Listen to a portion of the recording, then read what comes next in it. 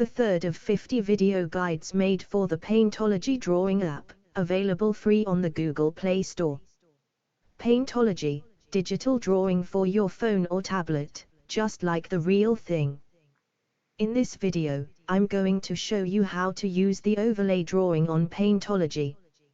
First you press the draw button on the home screen, and you will go to another screen that shows various modes of drawing. Press the overlay button. This will open up another screen where you can pick out an image of your choice that you can draw or color directly over. Select an image. I have selected this famous Homer Simpson character to do some coloring. I use the line brush to color it. You have access to some great tools whenever you make a coloring, drawing or painting. The one I use very often is the color palette. I use it for this drawing to pick out the exact colors needed for this coloring exercise. Select the color picker on top of the menu, then go to the color you want to pick, and the brush will automatically take on this color.